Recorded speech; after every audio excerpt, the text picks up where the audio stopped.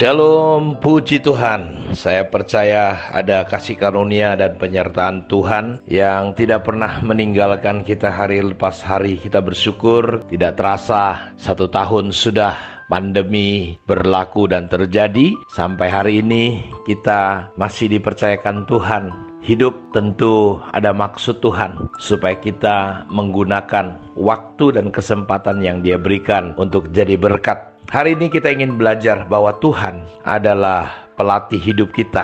Dia bukan hanya penolong, penjaga, tetapi Dia melatih hidup kita supaya kita bisa menjadi anak-anaknya yang dewasa, menjadi anak-anaknya yang kuat di dalam Tuhan. Mari kita melihat di dalam kitab Hakim-Hakim pasal 2 ayat 10-23. Setelah seluruh angkatan itu dikumpulkan kepada nenek moyangnya, bangkitlah sesudah mereka itu angkatan yang lain yang tidak mengenal Tuhan ataupun perbuatannya yang dilakukannya bagi orang Israel. Lalu orang Israel melakukan apa yang jahat di mata Tuhan, dan mereka beribadah kepada para Baal. Mereka meninggalkan Tuhan Allah nenek moyang mereka yang telah membawa mereka keluar dari tanah Mesir, lalu mengikuti Allah lain dari antara Allah bangsa-bangsa di sekeliling mereka dan sujud menyembah kepadanya, sehingga mereka menyakiti hati Tuhan. Demikianlah mereka meninggalkan Tuhan dan beribadah kepada Baal dan para Asitoret. Maka bangkitlah murka Tuhan terhadap orang Israel. Ia menyerahkan mereka ke dalam tangan perampok dan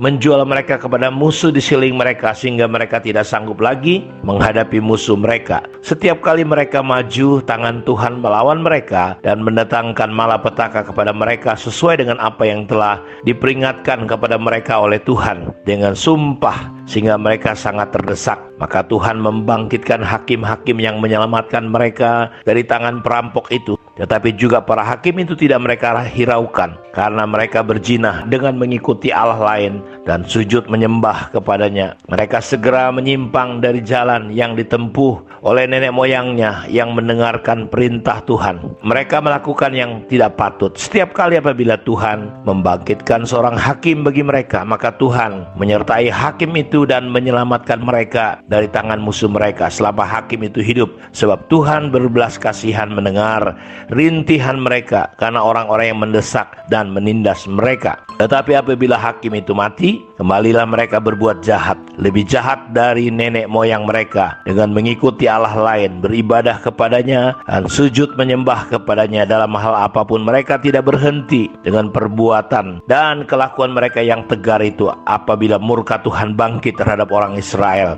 berfirmanlah Ia, karena bangsa ini melanggar perjanjian yang telah kuperintahkan kepada nenek moyang mereka dan tidak mendengarkan firman-Ku, maka Aku pun tidak mau menghalau lagi dari depan mereka satupun dari bangsa-bangsa yang ditinggalkan Yosua pada waktu matinya, supaya dengan perantaran bangsa-bangsa itu Aku mencobai orang Israel, apakah mereka tetap hidup menurut jalan yang ditunjukkan Tuhan seperti yang dilakukan oleh nenek moyang mereka atau tidak. Demikianlah Tuhan membiarkan bangsa-bangsa itu tinggal dengan tidak segera menghalau mereka. Mereka tidak diserahkannya ke dalam tangan Yosua. Bapak Ibu, kita tidak akan pernah memahami dan mengerti satu kebenaran firman Tuhan sampai kita melakukannya. Memiliki pengetahuan tentang Tuhan atau ilmu teologi tidak pernah membuat kita benar-benar memahami firman Tuhan sampai kita mempraktekannya. Mungkinkah semua hal-hal yang buruk terjadi dalam hidup kita adalah sebuah cara di mana Tuhan sedang melatih diri kita agar menjadi anak-anak Tuhan yang kuat, sama seperti orang-orang di Israel yang dibiarkan untuk diserang oleh bangsa-bangsa lain agar mereka dapat berperang.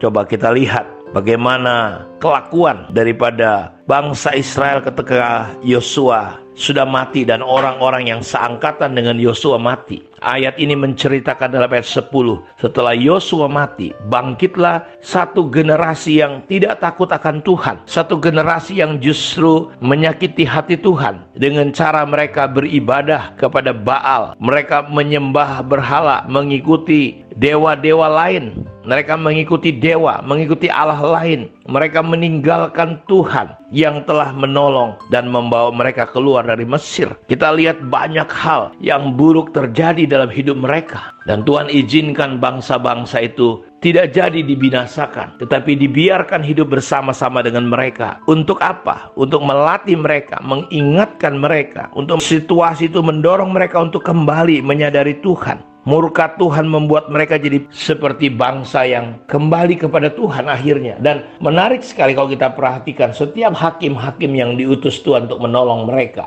disertai Tuhan, mati, mereka kembali membelakangi Tuhan. Berulang kali seperti itu. Dan respon bangsa Israel kembali bolak-balik seperti itu. Sehingga kita melihat akhirnya Tuhan membiarkan bangsa-bangsa lain di sekitar orang Israel. Tuhan tidak menghalaunya. Dengan tujuan apa? Dengan tujuan supaya mereka bisa mengenal Tuhan. Kalau kita lihat, maksudnya hanyalah supaya keturunan-keturunan orang Israel yang tidak mengenal perang, yang sudah dilatih berperang oleh Tuhan. Jadi kita melihat Tuhan melatih orang-orang Israel supaya bisa berperang. Kalau di konteks kita hari ini, lewat berbagai hal yang terjadi, Tuhan melatih kita untuk kita menjadi dewasa, menjadi kuat, menjadi mahir di dalam kebenaran firman Tuhan. Untuk kita tidak bereaksi, berespon daging, berespon saudaraku bersungut-sungut, tetapi respon-respon kita adalah respon-respon yang menyenangkan hati Tuhan. Karena itu saya berdoa di tahun di mana kita sedang menginjak di mana akhir daripada tahun 2020 ini dan memasuki tahun yang baru. Saya berdoa kita bisa melihat kasih karunia Tuhan. Kita boleh takut akan Tuhan. Kita boleh menghargai Tuhan. Kita boleh sungguh-sungguh menjunjung tinggi Tuhan dalam kehidupan kita. Kita tidak main-main lagi dengan kehidupan kita. Karena kita sedang hidup pada hari-hari yang jahat. Hari-hari di mana Yesus akan segera datang. Hari-hari di mana firman Tuhan satu demi satu digenapi. Karena sebelum Tuhan datang, ada masa-masa yang sulit. Dan Alkitab berkata kalau boleh, orang-orang pilihannya pun disesatkan. Kalau boleh, bagaimana caranya? Kita semua dijatuhkan oleh iblis. Karena itu, ingat, Tuhan ingin melatih kita. Karena itu apapun yang terjadi hari ini, yang tidak baik menurut kita, Tuhan pakai itu untuk melatih otot-otot iman kita. Melatih diri kita untuk menjadi kuat di dalam Tuhan. Kiranya Tuhan Yesus memberkati kita semua dan izinkan Tuhan menjadi pelatih hidup kita. Shalom.